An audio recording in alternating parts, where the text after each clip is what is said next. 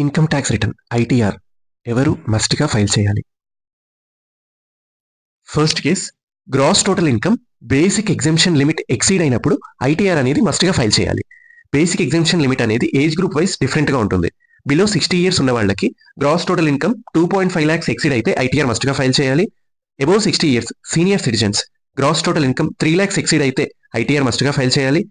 80 years or above super senior citizens gross total income 5 lakhs exceed అయితే ITR అనేది మస్ట్గా file చేయాలి. Second case, expenditure. ఇందులో 2 points ఉన్నాయి. ఫస్ట్ది ఫారిన్ ట్రావెల్. మీరు కానీ లేకపోతే మీరు వేరే వాళ్ళకి కానీ ఫారిన్ ట్రావెల్కి సంబంధించి ఏదైనా ఎక్స్పెండిచర్ అయితే ఆ expenditure 2 lakhs or below 2 lakhs ఉంటే గనక ఐటీఆర్ ఫైల్ చేయక్కర్లేదు. కానీ ఆ foreign travel expenditure more than 2 lakhs ఉంటే ఐటీఆర్ మస్ట్గా ఫైల్ చేయాలి.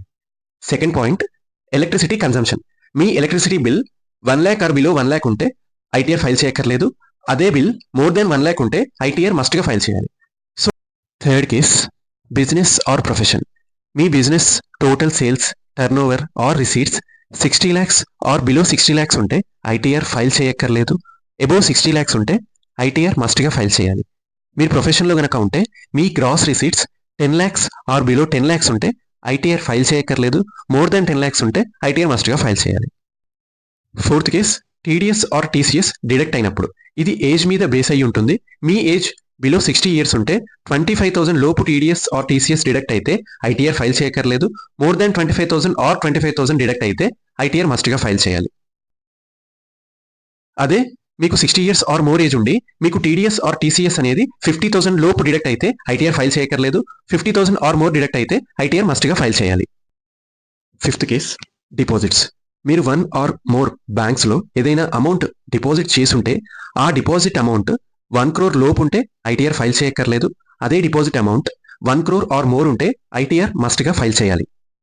Sixth case, foreign connections. ఇందులో 3 points ఉంటాయి. ఫస్ట్ది, మీకు ఫారిన్ బ్యాంక్లో సైనింగ్ అథారిటీ ఉన్నప్పుడు. సెకండ్ది, మీకు ఫారిన్ ఇన్కమ్ ఉన్నప్పుడు. థర్డ్ది, మీరు ఫారిన్ అసెట్ హోల్డ్ చేస్తున్నప్పుడు ఐటీఆర్ మస్ట్గా ఫైల్ చేయాలి. ఈ కేస్ మ్యాండటరీ కాదు, అడ్వైజబుల్. మీకు mutual funds, stocks, property and F&O వీటిల్లో లాసెస్ ఉంటే ఆ losses carry forward are set of చేసుకోవడానికి ఐటీఆర్ ఫైల్ చేసుకోవాలి. మీకు టీడీఎస్ టీసీఎస్ రిఫండ్ రావాలనుకుంటే ఐటీఆర్ ఫైల్ చేసుకోవాలి.